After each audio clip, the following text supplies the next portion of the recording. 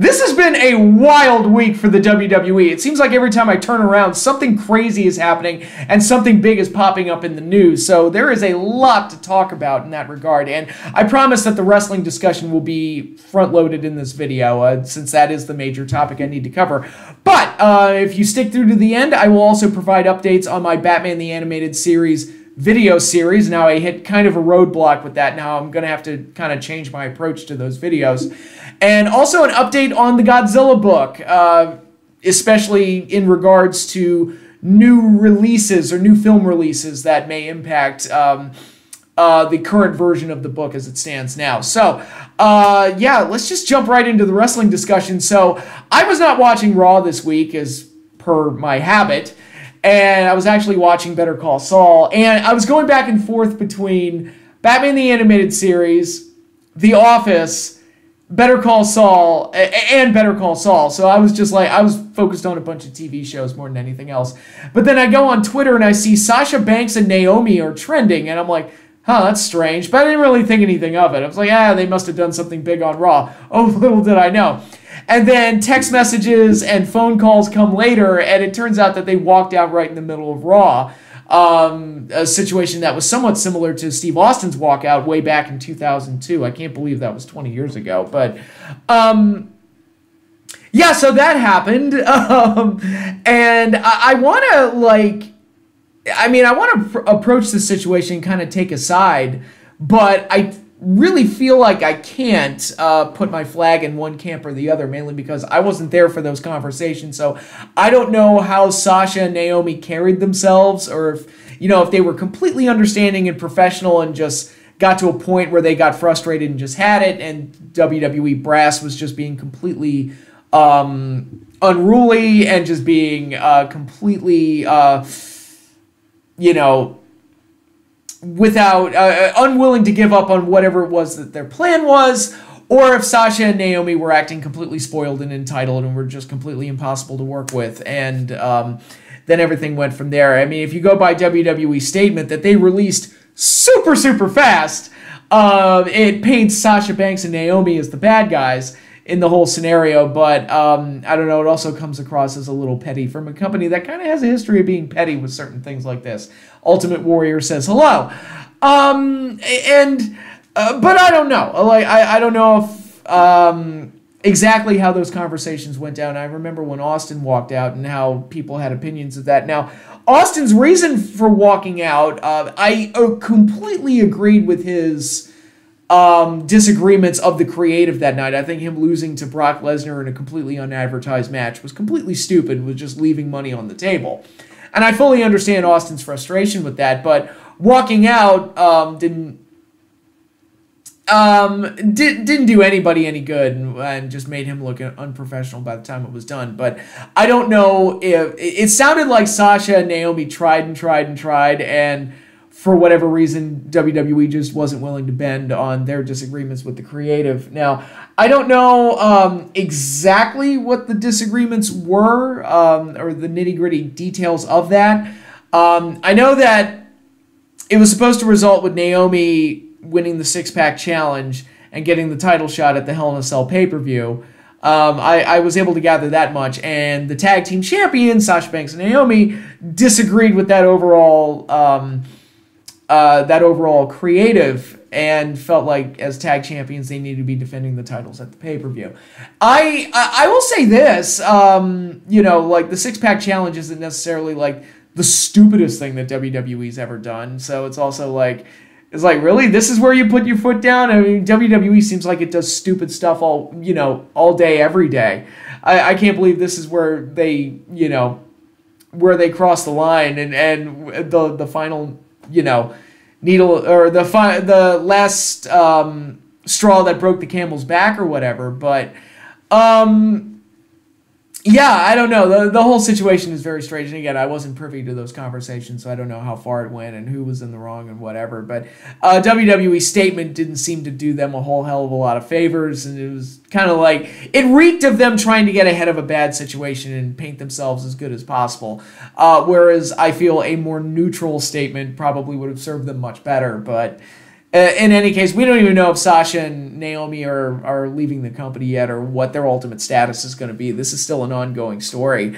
But I will say this in regards to the six-pack challenge. Apparently, the plan was for Sasha and Naomi to completely ignore each other throughout the match, which I feel that's a completely stupid thing, because if the tag team champions are going into a singles match environment or in singles competition environment with 4 other opponents, you would think them teaming up would be their strategy throughout the match. So ignoring that component completely, I think, is extremely ignorant and not realizing what they had. Like, if I were to, and again, I don't follow WWE programming, but if I saw Sasha and Naomi as the tag team champions and then I watch a six-pack challenge where they don't even interact with each other, that would tell me that whoever put the match together didn't even know that they were the tag team champions. So again, was it wildly unprofessional of Sasha and Naomi? I don't know. I don't know what was said to them, and I don't know what went on backstage. So again, it's a bunch of who knows. And right now it's like we have friends of Naomi, I believe, coming out on Twitter and giving their accounts. But again, that's I mean, how true is that? I don't know. Again, it's one of those things we'll have to wait for the shoot interviews on. But I will say this isn't the first time Sasha has taken her ball and gone home, as it were. So I don't know if this is a habit with her or what. There was that strange situation a while back where she just randomly disappeared from the company, and then they did that documentary on her when she came back, and they really skimmed over her reasons for not being there for months. And it's like, oh, they really skipped over that whole story. It's almost like they were trying to not let us in on what actually happened. So I don't know. And I think it's a very interesting situation, though, because in years past, before AEW existed, talents pretty much had to take what they were given and go with it with WWE because there was no strong competition elsewhere. And I think there was a tendency for talents to just say yes sir, no sir, just yes sir, and just take whatever they were given and run with it and do the best of their abilities. Because I've seen talents straight up humiliate themselves, male and female, on TV. And I mean, I watched Carlito run through a painted hole in a wall.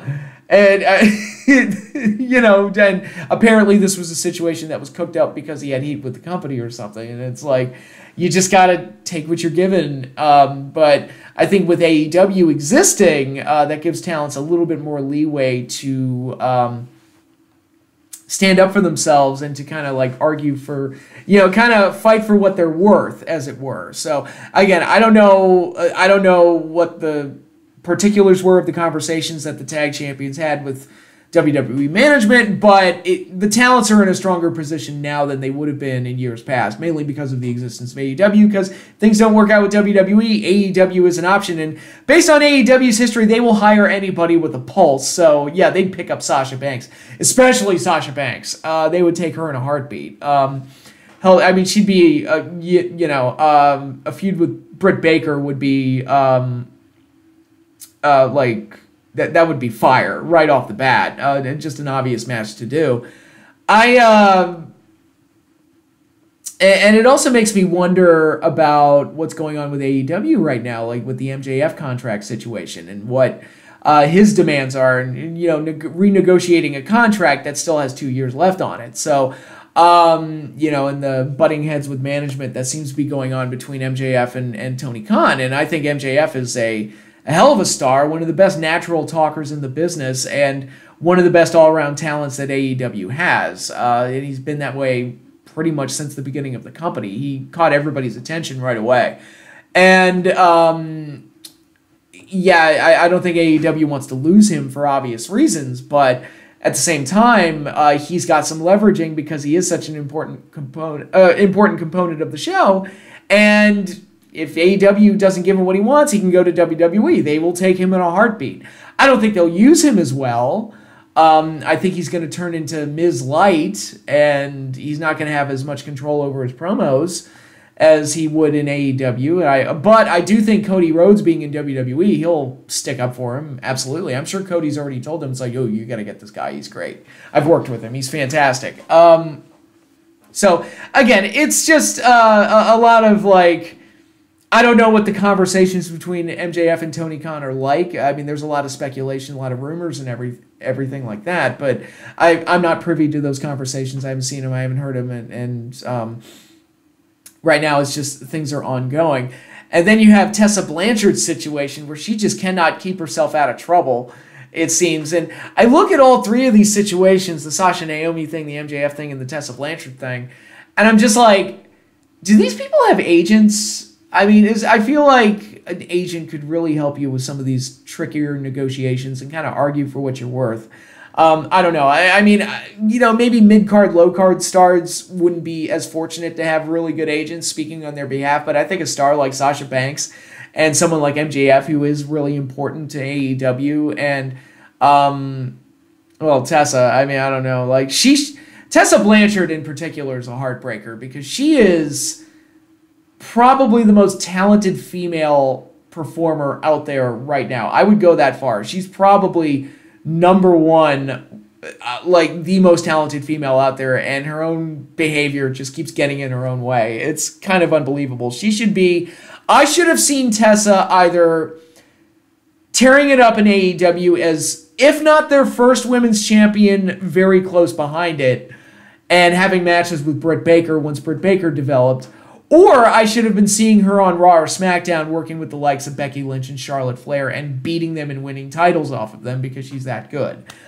She's good enough to be considered on that top tier class, and she just can't get out of her own way, it seems. Like, she gets another opportunity and she squanders it. It's unbelievable. But I don't know I would imagine Sasha Banks has an agent. I would think, considering she gets acting roles and, got the role in The Mandalorian and things like that. But I don't know. Like, these are negotiations. I would hope that they would have some kind of a third party involved to kind of mediate between the two. But hey, I'm not there for those conversations. I don't know what's going on, and I just kind of just take the information that's out there now and make the best assessment of it as best I can. But it'll be very interesting to see if and when Sasha and Naomi return to the WWE. I'm sure Tony Khan has already called her. If not, I would be shocked if he hasn't. I even made the joke on Twitter. I knew this wasn't going to happen, but when they were doing the Britt Baker versus the Joker match on Wednesday this week, which, by the way, Maki Ito was a total disappointment of a surprise, but that's neither here nor there. I'm sure somebody thought they could call up Sasha Banks and see if they could get her into that spot instead. It wasn't going to happen. It was never going to happen. But I'm sure AEW, hey, doesn't hurt to try, right? I don't know.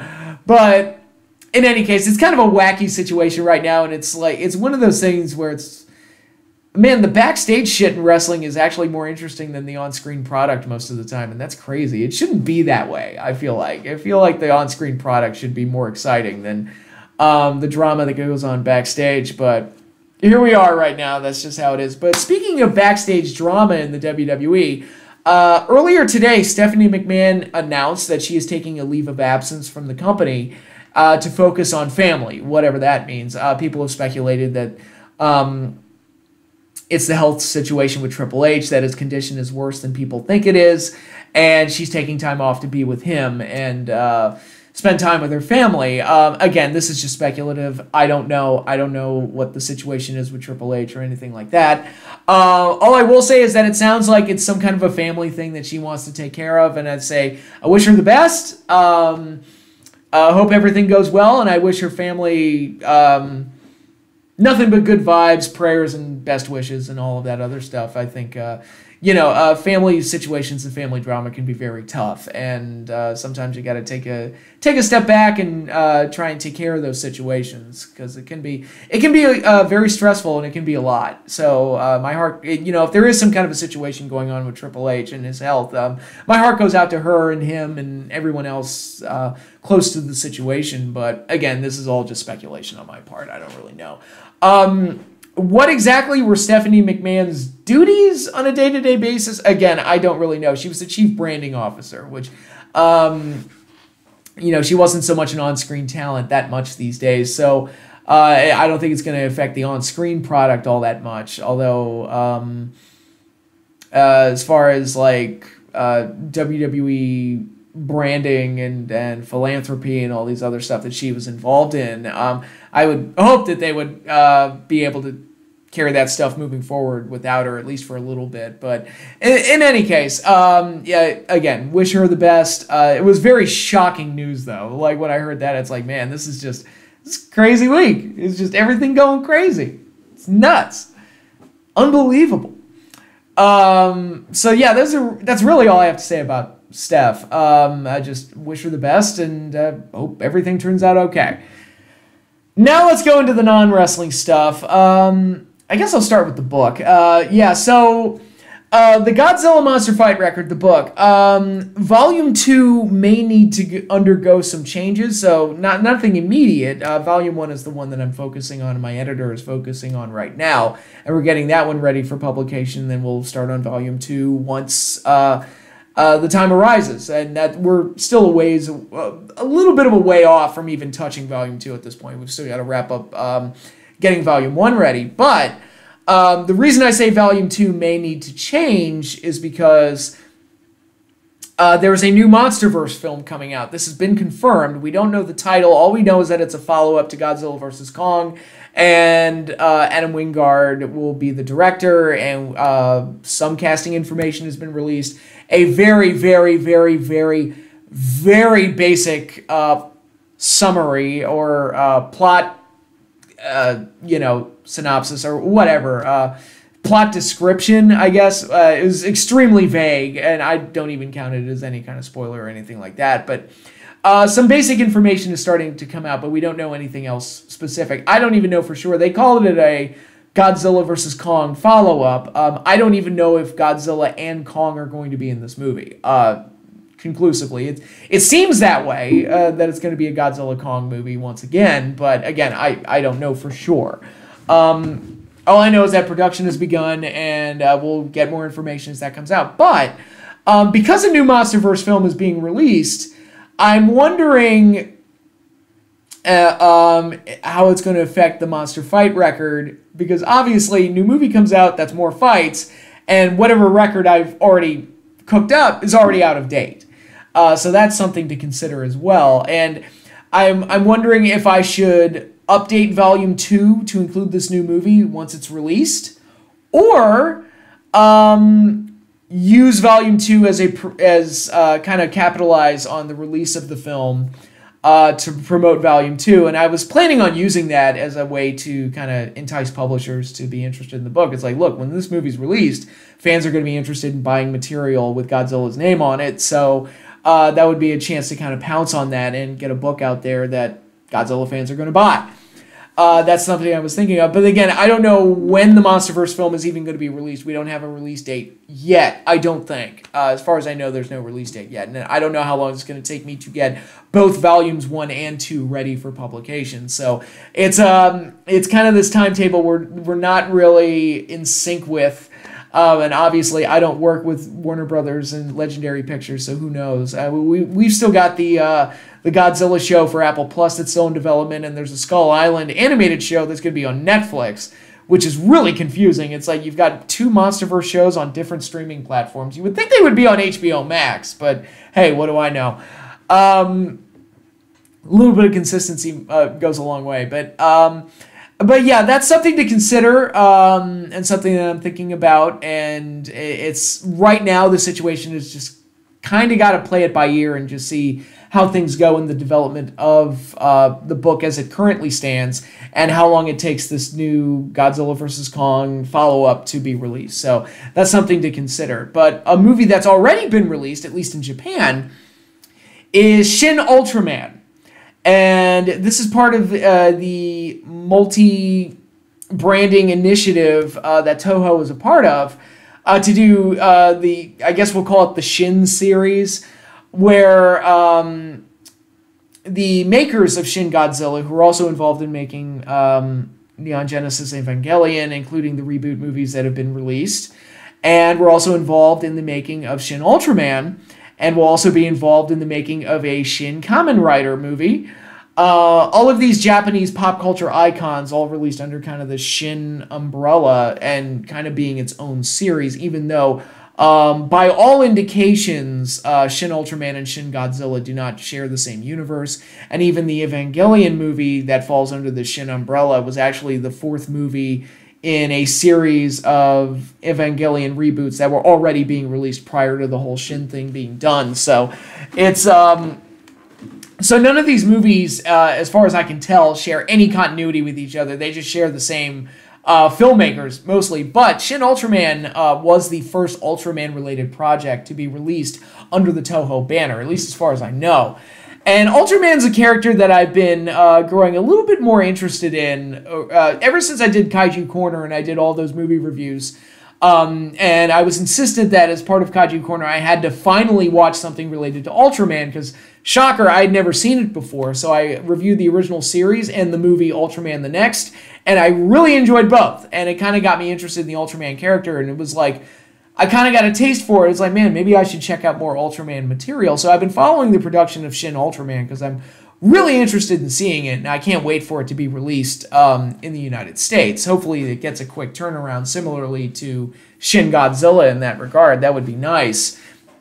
But the reaction to it in Japan has been very positive. I was even reading somewhere that it was outpacing Shin Godzilla in terms of the domestic box office, and Shin Godzilla did very well at the Japanese box office. So that's a really good sign for Shin Ultraman if it's outpacing that film. So it's it seems to be kind of taking the tokusatsu world and kaiju genre world by storm. This new Ultraman movie, and I'm wondering if, even though it doesn't share continuity with Shin Godzilla, it is kind of released under the same banner, the Shin banner, using the same creators to kind of make their own reboots of all these big Japanese pop culture icons. So I'm wondering if these Shin-related films should count towards the record, even though they don't necessarily share continuity with Shin Godzilla. Part of my thinking is that having them all released in this same banner could eventually lead to crossovers down the road. All it takes is a cross-dimensional rift, and you'll have Shin Godzilla showing up and fighting Ultraman at some point. So that's all it takes. It just you can. It doesn't take that much to create a reason for these characters to cross over and fight each other. So I'm kind of thinking about the future and what they could potentially do with these characters, but I'm also thinking about what we have now, and I was thinking that the Millennium Era Godzilla films, it's considered a series of films, even though they don't exist in the same continuity with each other. The obvious exception being Godzilla vs. Mechagodzilla from 2002 and Godzilla Tokyo SOS from 2003. Those are the only two movies that are connected to each other. All the rest exist in their own independent universes, and that was kind of the staple of the Millennium series. So it's still a series of films that count towards the record, even though there's no continuity, well, minimal continuity between the films. And in Ultraman, and in the Shin series case, it's kind of a similar situation where you have all these reboots of all these popular characters, kind of released all as part of the same series, but in independent universes and stories. But Godzilla's not in all of them, so that also it's like a point against counting the Shin Ultraman movie. But I am excited to see the Shin Ultraman movie, and I kind of want to see it. It's gotten a very positive response, so I'm really looking forward to seeing it. But there is that part of me that's thinking maybe I should include Shin Ultraman and any of the other Shin movies in this Monster Fight record, since it's technically part of a series that connects to a Godzilla movie. One that I'm a big fan of, by the way. So, I don't know. It's rides the line. Now, I have no interest in including all of Ultraman in this because, good Lord Almighty, I mean, an Ultraman fight record could be its own series of books all its own. And Godzilla, I managed to get that down to 2 volumes. Ultraman might need 5 total when you take everything into account, and that one would have to be movies and television shows, since the bulk of Ultraman's material is television shows. So that would be a lot of material to go through, and that would just be a huge, huge undertaking. So I have no interest in doing that, but there is this Shin Ultraman movie that does have kind of a loose connection to Godzilla, so I'm wondering if it should count towards the monster fight record. And hey, I don't mind including Ultraman. I'm including King Kong in this record as well. Granted, he actually did cross over with Godzilla on 2 occasions, had his own Toho-produced film in 1967, so there is more of a justification for including Kong, but I don't know. It was an interesting one. It's kind of something that I'm mulling over. I haven't made a final decision on it. Maybe if I see Shin Ultraman and I really like the movie, I'll go definitive yes on it, but right now, I'm just kind of like, I'm kind of on the fence in deciding whether or not I should include Shin Ultraman and any of the other Shin movies, because if I include Shin Ultraman, I'm going to have to include Shin Evangelion, which was part 4 of a 4-part movie series, so I'd have to include all 4 of those movies, which I have not seen yet. I've only seen the original Evangelion series and the End of Evangelion movie. I have not seen these reboot films that have come out, so that, not that I mind watching those. I'm sure they're very good, but it's it would add quite a bit to Volume 2 if I decided to go down this road. But again, it's something I'm internally debating right now, and I'm open to any suggestions and any feedback. I've asked a couple of people. Some have said do it. Others have said no, don't do it. And so it's kind of up in the air right now, and it's just something that I'm thinking about. So with that said, let's close up with Batman the Animated Series and the video series that I plan on doing honoring that heralded animated series. So I actually filmed part 1 a few days ago, and then I went back and looked at the raw footage, and it was a complete goddamn rambling mess, and easily, if not the worst thing I've ever filmed, very close to it. It was just a complete fiasco, and the way I had it lined up, and I won't be specific on the format yet because I kind of want to keep that close to the chest, but the idea is that I would eventually review all 85 episodes of Batman the Animated Series, specifically seasons 1 and 2. I have my reasons for not doing the New Adventure season. That was kind of a sister show to the Superman series. Even though it's the same continuity, I have my reasons for not including that, which I will elaborate on when I eventually get the first video in this series out, but my original plan was to do it in 5 videos, which would have meant 17 episodes per video. And the raw footage alone was like 3 hours, I think, total. And granted, I've posted long videos in the past, but this one was like just a complete random rambling mess that was just unpostable, at least in my eyes. It was unpostable. So I'm trying to figure out a better way to handle it. So I think maybe the best way to do it is just invert the numbers. It's like, all right, instead of doing 5 videos with 17 episodes, let's do 17 videos with 5 episodes each. That might be a little bit more manageable. But ultimately, my plan was to review every episode of the series because I love the series that much, and I think Batman the Animated Series is a show that lends itself more to kind of diving into every single episode because most of the episodes are standalones, and each episode feels like its own mini movie. So I feel like I'm reviewing 85 Batman movies in a sense, even though they're episodic, television stories.